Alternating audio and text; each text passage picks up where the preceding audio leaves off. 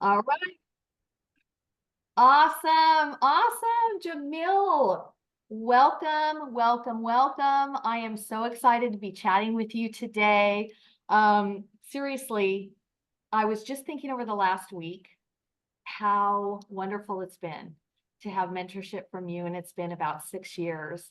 And I know you're doing so many amazing newer things too. And I thought, you know what? It'd be so cool to interview you again. I remember I interviewed you once when your book came out, and I Yep. had you on live, and you were so sweet to agree to come on here with me today. So let's just get to it. Let's chit chat back and forth, talk a little bit about life, business, all the things, okay? Do it. All Let's right. do it. So for For those having of me. you who might not know Jamil, he is the owner and founder of Think Life is Different. He's a certified health coach, a keynote speaker, a business consultant, an investor, and a mentor to many, including me. And also, he's a best-selling author of two amazing books. One is The Richest Man in Direct Sales, and the other is The 12 Shifts. This is my copy that's like fully tabbed. I love, love, love these books. And also, we're going to talk a little bit more about something that might be coming, right? Yeah, it's Regarding definitely books. coming. It's Yay! definitely coming. Woo! But as I always like to mention, most importantly, you are a husband and a father to four beautiful kids, and a personal dear friend of mine. So I just kind of wanted to start out with that so people know who you are. Love So it. what I'd like to start off with is, you have such an intriguing background, how you were raised, and, it's such a compelling story, and it's very inspiring. So I thought that, you might want to just start out a little bit, tell us a little bit just about how you were raised, a little bit about your background. Yeah. So first and foremost, you are one of the most incredible people I've ever met. I think it's important for the audience to know that. I'm sure most of these folks are tuning in, know you, but you're one of those people, a lot like my wife. If somebody doesn't like you, there's probably something wrong with them. And I picked up on that early. I knew that I wanted a relationship. I knew that I wanted to stick close to you because you're a superstar and you're a rock star. And I think the first time that I met you was so apparent. And I was like, okay, how do I build a relationship? Let me invite her out to coffee because she's going to impact and influence a lot of people. And I just want to play a tiny, tiny role in that. So I'm appreciative. So I was born in Pasadena, California, a city that you know really, really well. My mother is an incredible, incredible woman, but she had a difficult upbringing. Both of her parents passed when she was still relatively young, about a month and a half apart from each other. And that was really difficult for her. She was the oldest girl out of all of her siblings. And so now she was tasked to have the responsibility of looking over her siblings, but especially her youngest brother. And her youngest brother was shot and killed on the streets of Pasadena, California at the age of 13, 14 years old. And that was very, very tough for her. And so she just took on all of those emotions and turned to, drugs and alcohol to cope. And my father was not really present in and out of our lives. When I was in the second or third grade, he went to prison and he was there for quite some time.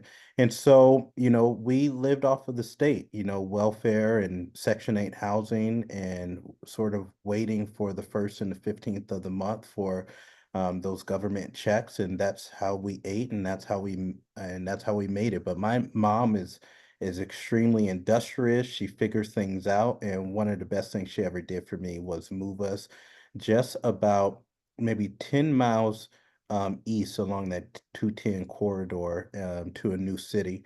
And in that new city, I talk a lot about, zip codes eat people, but they can also help people flourish. And I started to meet some new friends. I got some new passions. I knew right away that I wanted to be really, really good in sports and wanted to get a football scholarship. So I started working with that. And I just got lucky, man. I met some of the most incredible human beings and friends. And my senior year in high school started to become one of the better football players in the state of California. Eventually got a football scholarship and an academic scholarship to college. Graduated from there.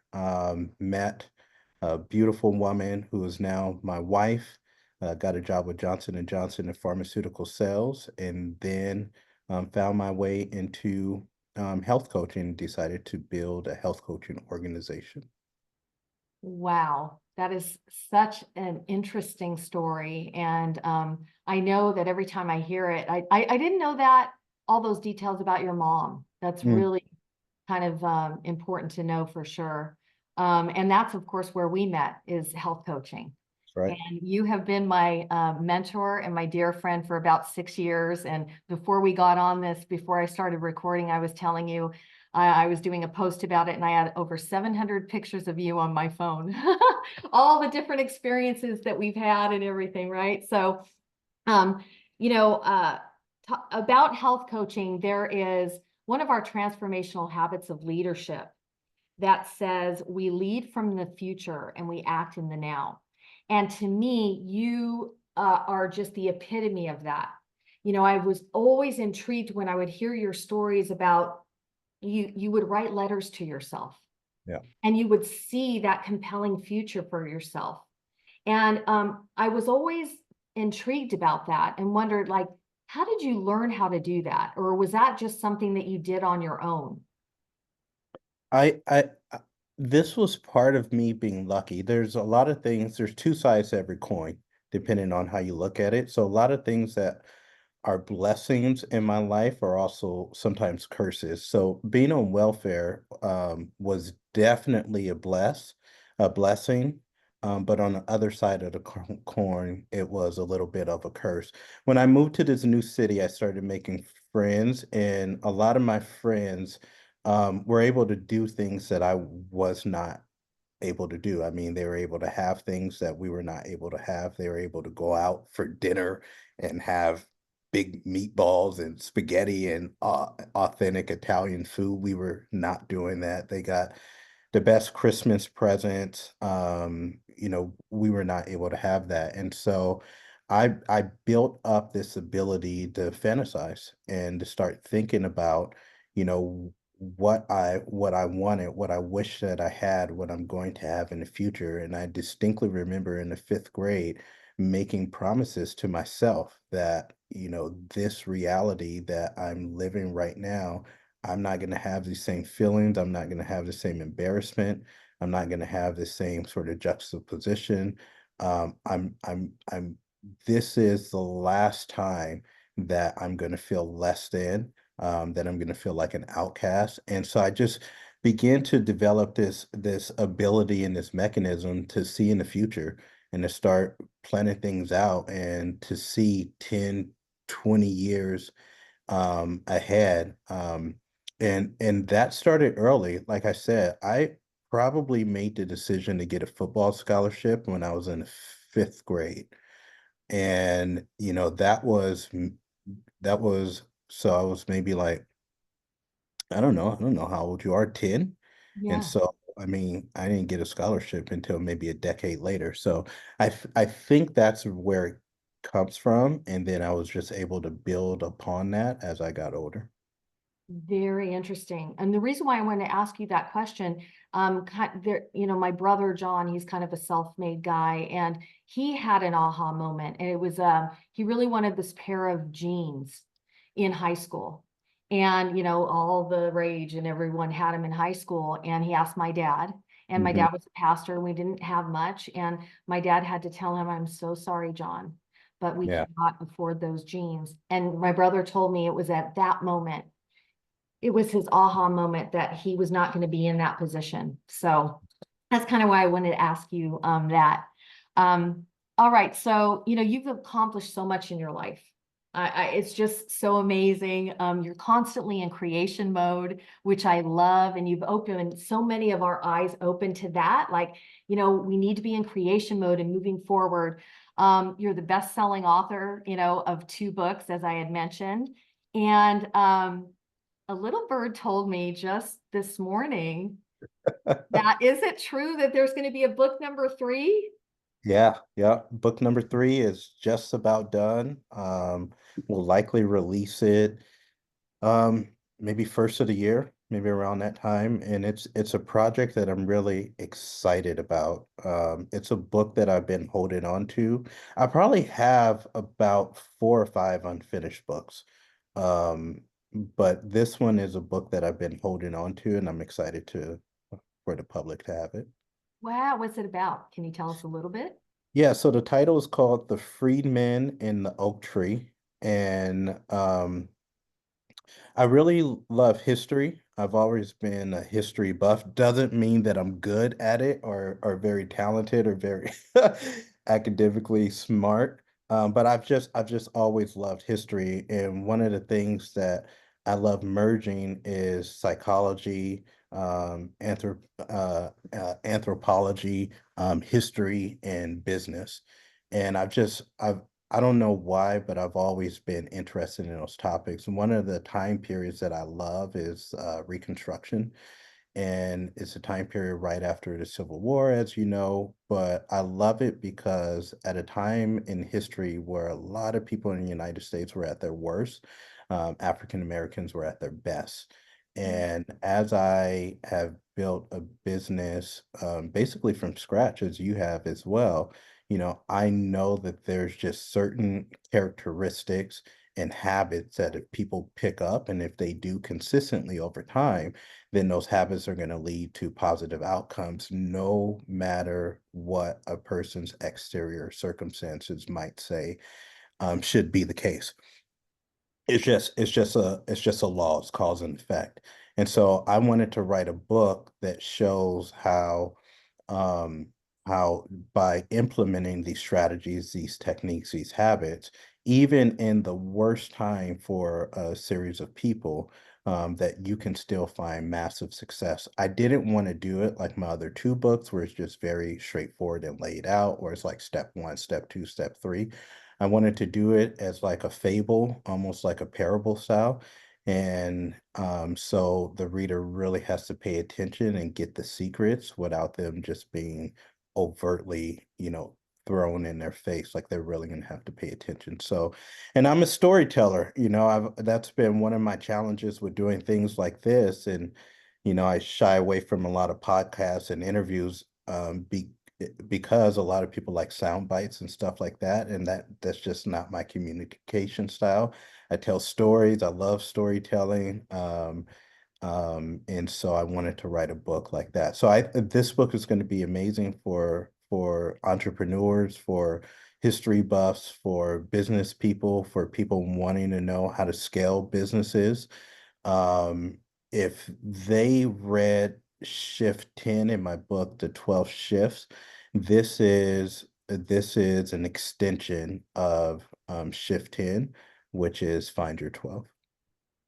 That is awesome. And you are such a great storyteller. All of those, we've done so many of those. You have done so many of those mindset trainings that we would get on, and those stories are awesome. And we all love them. We could hear them over and over again. So that sounds really, really cool. I cannot wait to read that one. And I love how it's kind of written in that format. That's going to be something very different Mhm. and right up your alley for sure. Very cool. All right. Now also in addition to this new book coming out, you're also growing. This isn't a new thing, but you are growing and expanding your business, which is helping people with their finances, which is what we're going to talk a little bit about now. And it's really intriguing to just, hear what it is that you help people with. And, I heard that there was a catalyst to you ramping this up, this business Mhm. with helping people create freedom in their finances. Can you tell Sure. me a little bit about what that catalyst was?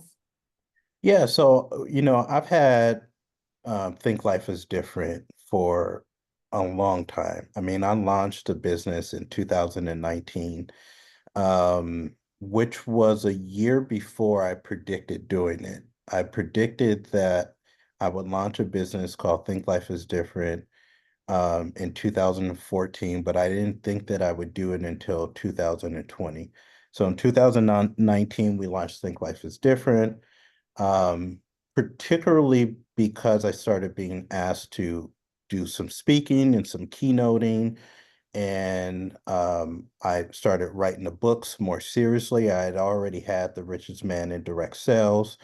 I knew that I was going to write the 12 shifts. In fact, I never thought that I would. uh, The Richest Man in Direct Sales was never intended on being a book. It was just a journal that I was writing to my son at the time. I wanted to leave a roadmap on basically how I was creating something out of nothing, like how daddy was changing his and the family's financial legacy and the steps that I was doing. I never intended on being a book. I just wanted to leave a journal for him. So if I died, he could look back and say, like, this is kind of like our philosophy, and I want to pass it down in the generations. And then, of course, when I was writing the 12 shifts, we were trying to figure out how do we market this book appropriately. And I told my book manager that I have another book, and so we decided to release that one first to get people excited, so that I could market the book that I really wanted people to read, which was the 12 shifts. Um, with doing those things, Think Life is Different was born really and started to take off. In fact, that first year, we did a couple 100,000 in revenue with Think Life is Different, between the speaking and the books and some consulting and so on and so forth. It's just that I never led with that company. Obviously, I always led with Healthy Habits with Us, which is my health coaching brand and business. 2020, 2021, 2022, um, as you know, we helped a lot of people become very, very, very successful. I mean, very successful. A lot of entrepreneurs, a lot of our health coaching partners, just mentored them to build businesses with extreme impact, which brought very, very handsome income. As I uh, um, which I was excited about. Part of being a business mentor is you want to raise leaders up and you want to help their businesses be successful. And you want them to be able to take care of their family. But I always wanted to build wealth. When I decided to leave my job at Johnson and Johnson, um, which I probably did too soon, but I kind of knew. I, I had this gut feeling about what was going to happen. I never just wanted to to make a lot of money. I wanted to be free. That's still the pursuit. That was 12 years ago. I wanted to be free. And so my vision was always after freedom. It wasn't necessarily after money, but it was after freedom. And so I wanted the same thing for the coaches that I was mentoring. It's just that it wasn't really happening. They say when a student is ready, the teacher appears. And oftentimes what I started realizing was it didn't matter how successful the business owners were, and it didn't matter how unsuccessful they were, they all pretty much did the same thing with their money, which is blow it. No, it didn't matter if they're making $50,000 a year or $500,000 a year, they still tended to have the same habits. And I didn't feel like I did a good enough job as a business coach or a mentor. I did a good job with helping people build businesses, but I didn't do a good job of helping them create wealth and set themselves up for wealth. So that realization really hurt me, honestly. And as I started to see people struggle in their businesses, and I saw what that did to them cognitively and mentally, and and a lot of people suffered, and the reason why they suffered was because they didn't do the right things. And because they didn't do the right things with all the money that they were making, that created unnecessary stress. And then I started to see what that did to their families and their relationships and their marriages and so on and so forth. And I thought, okay, maybe it's time for Think Life is Different to have a bigger impact, because not only can we still do business consulting, we've been consulting for businesses and brands for 5 years. But maybe it's time for us to really start helping people get this whole wealth thing down. So, so that's what we've been doing. We've built an amazing team, and it's been a really fun project, and and I'm excited to keep helping folks that way. I love hearing the reasoning. That is so, so cool because it comes from your heart that you saw this and that really impacted you. And so you're moving forward with trying to do something about it and help people. I love that so much. And I think that everybody could learn more about how to, manage their personal finances. I know that that is the case for me, for sure. I don't know if I ever told you this, but years ago, this was before Emily was born. So gosh, how old is she now? 25. So probably about 27 years ago, I actually started a little investment club. And Jody Thompson was in the club with me, Okay. okay, because this was in Washington State. And I looked it up, and through the NAIC, the National Association of Investors Corporation or whatever, Sure. there is information on how to start an investment club. I was so intrigued with learning how to do that. And our name of our club, there's probably like 10 or 12 of us, was Pretty on Paper. And I thought that was Mm, such a great name, I right? love that name. Right? That is Isn't a that great name. such a good name? Because we're all females in there. But then shortly after we started it, we had a couple of meetings. We moved from Washington State to California, and I never picked it back up again. Mm, So there's so many of us, I think, that really would love to learn more about finances, how to manage our money, investing, and all of that. But we just don't take the time to do it. And no. sometimes it's just like too specific. And, to have a broader, big picture, I think is what you're helping people with.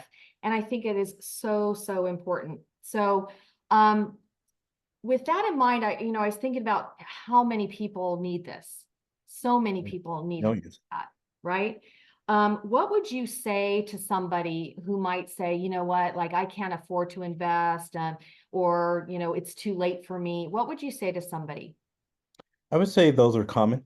I would say that those are common reasons that people have to um not sort of dabble in this area of their lives. Look, it's difficult.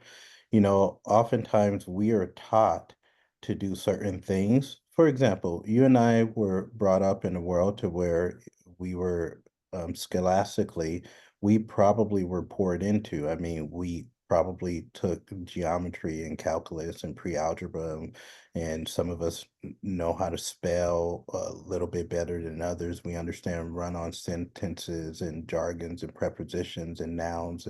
We get all that because that's been taught to us. Some people grow up in societies where they are expected to speak two, three, four languages. We're brought up in a society where we're taught one language, but a child can learn as many languages as a parent or a society is willing to teach them. They have massive capacity. Most of us just are not taught this.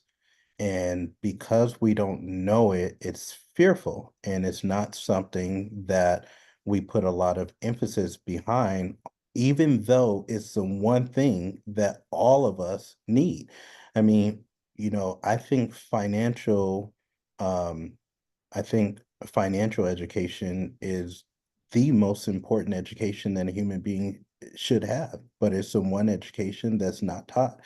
Look at my kids. I have four children, 2, 5, 9, and 13.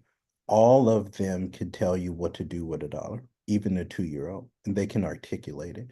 But most people don't grow up in households and families that speak that language. And so once you have that, you have you have these sort of negative connotations, and we just pick up this language or these thought constructs that are out there that are not really ours. That's why I say a lot of what I'm doing now is just an extension of what we've been doing, because so much of it is psychological and so much of it is just habit based. So there's something called social conditioning, and there's something called vocal synchrony. And there's something called social synchrony too, which means is we are going to pick up the habits and the traits of the people and the society around us. So if we're around people that say this isn't that important to me, or we hear language that says it's too late for me, or we are around people to say, well, it's too scary, or it's just not that important, or if you grow up in a family where they just say, just charge it, we'll figure it out later, then those are the same traits. You're gonna have synchrony with those traits. So the reality is you're never too old to get this part of your life right, and you're certainly never too old. I'm working with a student right now. He's 70 years old, and he told me that it's too late for him. And I said, how long do you plan on living? And he says, until I'm 120. And then I said, then you got a long time. In the world of investing, 10 years is a long time. 20 years is an eternity. 30 years is like, oh my gosh, we can wreck shop. I'm 43 years old. I didn't really figure this out until I was 33 years old, 10 years ago, 2014. And what we've been able to do in my own personal portfolio in the last 10 years, it's only been 10 years, is I think most people would say it's astonishing, but that is nothing in comparison to what's going to happen in the next 20 years or 30 years. And so I get it, but it's just a limiting belief when we say things like, it's too scary, or there's not enough time for me, or I'm just not smart enough, or I don't have enough money, or I come from, socioeconomical background that's historically been lower. Those are just thought constructs that we picked up from other people. That's not true. Wow, I love that you're teaching your kids. I mean, I remember pathetic attempts with, me and Jeff trying to come up with like, here are your envelopes for your, not salary, but what do you give kids? What is that term? Allowance? Allowance. Here's your allowance, and let's put 10%, and I don't know. I think we tried, and like it just, we never followed through. But I think so many people would feel so much better if they knew more for themselves, and if they knew that they could teach their kids simple things Yeah. about finances. And I think that that would be so helpful. And I know that you help people do that, which is amazing. Couple more questions. Mhm. One is, can you speak to a little bit about how important is multiple streams of income? Um, I mean, I think it's important based off of what the person's goal is. If they have a goal to sort of just get by and be stressed out, and maybe, you know, do the whole retirement thing when they're 65 or 70 or something like that, then I don't think it's important at all to have multiple streams of income. But I think if you want to speed up time, and I think if you want more options and more freedom, and you want to build significant wealth, then I think it's highly important to have multiple streams of income, and income that's coming in from different ways. The way that I've taught my students and even my kids is to, not all income is the same. I mean, $100 from a distribution is not the same $100 from a paycheck that I get from an employer. $100 from book royalties is not the same as $100 that I might get from rental income. So you really have to understand sort of how you want to get your money as well. But if you want to speed up time, which diversification and having multiple streams of income, does for you, then you want to make sure that you have ways to where you get that. That's why particularly I love our business, the business that we're in. We're able to serve people at such a high level, but we're able to have so many different ways of being compensated. And why that's important is because if one of those income stream dries up, which has happened in the last couple years for a lot of people in the United States, then you always have other streams of income that are there to substitute and supplement that. Look at me. I have what, four businesses, and two of the businesses have at least four or five different ways that we get paid. And so if a couple of those income streams dries up, then I'm don't like it. Like, I don't love it, but I'm not sitting here stressed out and thinking, how am I going to have income to take care of my loved ones and my family, to continue to invest, to continue to give and serve our communities, so on and so forth. So preparation is key. And I think when you're so dependent on one stream, which I, have taught for many, many years, then you're not giving yourself the ability to have that freedom that I talked about. Same thing. There's something called an 80-20 rule. And it doesn't matter what you do, it pretty much follows the same process. And so I talked about this quite a bit in The Richest Man in Direct Sales, but basically there's something out there called the Pareto principle. And what it says um, that if you have 100% of something, 20% of that is going to be the part that's going to make that thing go, and 80% is pretty much wasteful. So an illustration is to go into your closet right now and look at all the clothes that you have. About 20% of those clothes you wear on a regular basis, about 80% you never touch. You probably haven't even looked at it in the last year or two. Same thing with real estate. If you have 100 rental properties, 20% of those rentals are going to bring you the most amount of revenue, while the 80% are probably going to be stagnant or not do much of anything.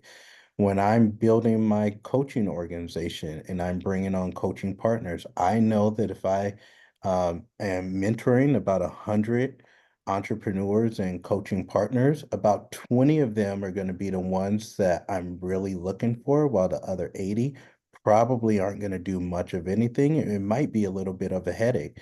If I've written 20 books or 100 books, I know that 20 of them are going to bring in the most amount of readers, is going to make the biggest impact, while 80 of them are probably going to flop and die. So, same thing as you are investing, building portfolios, building businesses, finding multiple streams of income. If I have 10 streams of income, two of them are probably going to make me the most amount of money, while the other eight are probably not going to make me the most amount of money. But if one of those streams sort of curls up and dies or just dries out, at least I have the other one, and I have those other eight that aren't that great, but they look a lot more sexy now, don't they? Right. So like, you're probably like, oh my gosh, I got these other eight that are just not doing anything, bringing in pennies. But yeah, if one of those big one goes, now those other ones look a lot better, right? So that's why you want to do that. That's how you hedge. That's a word that we use. You hedge your losses by just having more streams. And then that way you're protected. That is so, so true. And I think that many people just don't think about it like that. They think about, oh, right now, maybe I don't have enough time to do that or do something on the side or whatever. But Well, go. here's the thing. I've come to learn that most people are afraid of thinking in general. And and um because Abraham Maslow, a social psychologist, came up with this principle called the Maslow's hierarchy of needs. I know that you're familiar with it, but a lot of people aren't. Human beings are like, we're really complex, but we're super basic. I mean, we are basic individuals. This is why most people do the same thing with their money as well. Because we're extremely like we're really simple. We're complex, but we're really simple. And one of the things that makes us really simple is like we have these basic needs, and probably the biggest need that we have is something called safety and security. And if we get basic safety, then it shuts off our prefrontal cortex, it shuts down our hypothalamus, and we really don't have to think that much. We could just keep doing the same things over and over and over again, even if they're hurting us, but to the extent that they're hurting us, and the hurt isn't as big as the safety, then we're not going to do anything. And so it's that old adage of, if you put a mouse or a rat in uh uh uh uh what do you call it? Like the big thing that you cook spaghetti in. What do you call that? A pot? Yeah. So if you put a rat in a pot of boiling water, immediately it'll jump out. But if you put a rat in a pot of lukewarm water and you slowly turn up the heat, it won't even try to get out. It'll just end up dying. Isn't that crazy? This is what people do. So even though we know that there's like challenges on the horizon or we're kind of hurting, if it doesn't hurt that dang much, then we'll just keep doing this lukewarm thing, keep our heads down, and just make sure that we have this false safety and security. Look, we all know that at any moment, our businesses can go, or if we're working for people that our employers can fire us. We understand that there's layoffs there's high inflation, there's all these things. But it's easier to just kind of pretend like a lot of things aren't happening. And if I have this false sense of safety and security, which most people do, and we're allowed to do it, even more so now because of things like consumer debt and credit cards and stuff like that, then it's like it's not that bad. And if I can walk around and say it's not that bad, then I don't have to sort of plan for these things. We're in the industry of health and wellness. And how many times have you been on a call with someone and you said, tell me about your health?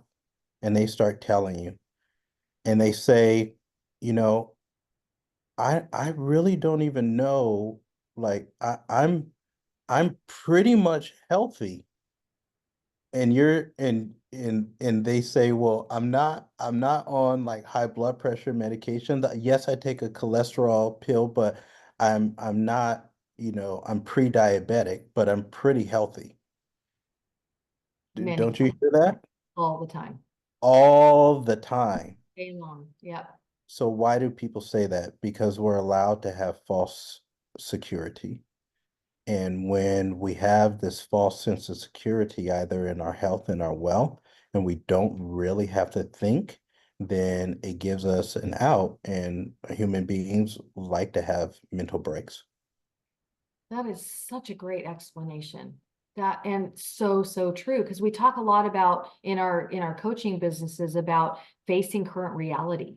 And it might not be so fun, but it's really important, What is your current reality and face it. And then you can have a goal as to where you want to go from there instead of just being on autopilot, right? And just a lot of people don't want to face that current reality. We don't like to face problems until the problems are here. And a Mm, lot of times it's too late.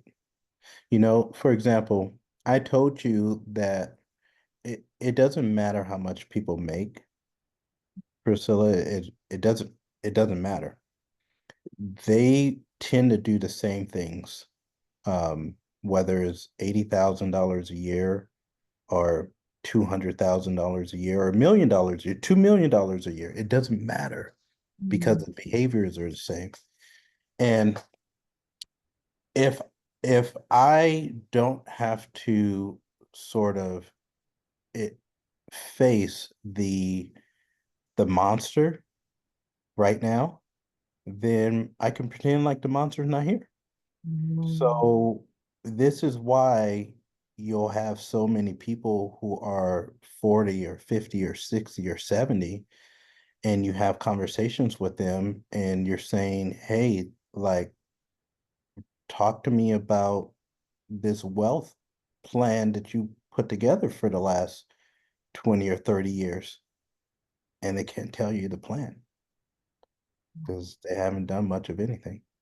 Wow. You start realizing, oh, this is no different than the person that pretended like eating all these extra calories isn't eventually going to catch up to you. Wow. It's like a defense mechanism, a protection, so to speak, that we kind of like lie to ourselves. Yeah. Wow. And you know, it's interesting when you were talking about behaviors, I've always was so curious about this statistic about lottery winners. Yeah. That a majority of, you know, if they win huge in the lottery, they will become broke in a number of years because they still have the same habits that they had before in that scarcity mindset, and they don't learn how to manage those finances. Because that was always so interesting to me to hear that statistic, but it actually makes sense, especially based on what you were just saying. So so important to just learn more, all that we can, that it's never too late to learn more about finances, and that it's really so important to just kind of face your current reality and know where you want to go, or you know, and you can help people come up with a plan, and you can help people do those things. And I think it's so awesome. How can people who might be listening to this interview, how can people get more information about your financial coaching? Yeah. So, a couple things. Health and wealth are tied to habits and emotions and stacking habits. They're tied to doing things that are against our natural emotive states. Like they're they are they're the yin to our yang. And this is why you asked about the lottery winners. You have to stack success. When I first got into business 12 years ago, I wanted to go to from the basement to the penthouse in 2 seconds. I remember always asking my mentor, why is this not happening for me? Why is it taking so long? Like, and what I failed to realize is you can't take the elevator. You have to go through that first step, and that what you learned on that first step is now going to build to you being able to go to the second level. And what you learn on the second level is going to go to the third level, and you're going to make some mistakes here, and you might fall back down to level 2, but you remembered how you got to level 3, so you can go back up to level 3, then level 4. And then if you take really big jumps, I've had really big jumps in my career because I freaking have just engulfed all this information and failed really fast. And so I might go from level 4 to 6, right? But if I fall back to 5, I remember, oh crap, okay, I remember, and then I go back to 6. The problem is if you go from the basement to the penthouse, you win the lottery, you haven't learned anything. And what I'm trying to express is success is built off of habits, emotions, and education. And so Mm. if you haven't, this is why I could give everybody in the United States $100,000 right now. I could do it, and it wouldn't make a difference. In 5 years, probably 90% of the folks that you gave $100,000 to would not have it anymore. And it will go back to the people that know how to keep it. Okay, it's just that's how it is. So whether I win the lottery, which is a false sense of security, because I haven't gone through all those steps, I am going to fall back to the basement. This is why the Bible says, do not despise the days of small beginnings, for the Lord rejoices to see the work be done. If it's just handed to you and haven't put in that work, you are going to fall down. Same thing with, in the market right now, we have GLP-1s, Mhm. which allows folks to take a medication, a shot, and what it's doing is it's streamlining them to the penthouse. A law of just success is going to say, I'm only going to stay at this penthouse for so long until I fall all the way back down here. And because it's just a law. So we can always try to cheat success, but success never allows itself to be cheated. So you're Mhm. always going to come back down until you learn the proper habits, the proper mindsets, you learn discipline, delayed gratification, patience. All of those things are part of staying up here. So I just want to say that about that. That's why that doesn't work. And it's never going to work. It never has worked. It's not going to work in the future. It hasn't worked in the past. It's just not going to happen. Like it's just not going to happen. Hard. I've tried to cheat it a million times myself. It's not going to happen. You have to do things that are against what seems obvious. For example, what seems obvious in the stock market is when the market goes down, we see that and we have emotions, and that emotion is fear. We get scared, right? I'm losing. And anytime we feel like we're losing, whether in the real estate market, the stock market, whatever, we get scared, we have a fight, flight, or freeze syndrome. This is just human emotions. If I get scared, I'm either going to run, I'm going to take off, I'm going to freeze like a deer in the headlight or in the headlights, or I'm going to stay there and fight, right? That's my son Cruz. My daughter Mila is going to run. My son Ezra is probably just going to freeze. Cruz is going to fight. Most human beings, when they see I'm losing something, they run. So this is why when the market is going down, you see people start selling off all their stuff, all their assets. They start selling their real estate, they start selling their stocks and stuff like that. Because that's a natural human emotion, but it's not bright. So the way you make a ton of money is you do the opposite. When the market's coming down, that's when you go in and you buy. And it makes sense when we go to the grocery store and we see a sale on, you know, turkey, like um um um turkey meat or something. We see a sale and we go, oh my gosh, there's a big sale. Everybody, here's the coupons, like go buy it. But when it comes to the market, we do the opposite. When we see a sale on stocks and real estate and stuff, we like run away when we should be going to buy. And so that's why so much of this is emotion. So much of what we do is we work with people. Yes, we give them the strategies, the tactics, all that stuff, but we really work with them on their emotions. Like there's reasons why you aren't doing these things that are in your best interest. And those reasons are things that you can't even see right now because of something called your scotomas. You're blinded to it. And so we're able to come in and help with that part. But how people can find me is pretty simple. They can go to thinklifeisdifferent.com. I'm at all of the, Instagrams and YouTube and all that stuff at the real Jamil Frazier. Um, and if they shoot us a message, somebody from the team will get back to them. I just had my old university shoot us a message and they did a piece. I did an interview with them last week, and so that piece should be coming out. But I love it because they just shoot messages and somebody gets to it. I never see them. But somebody gets to them and then we're able to connect that way.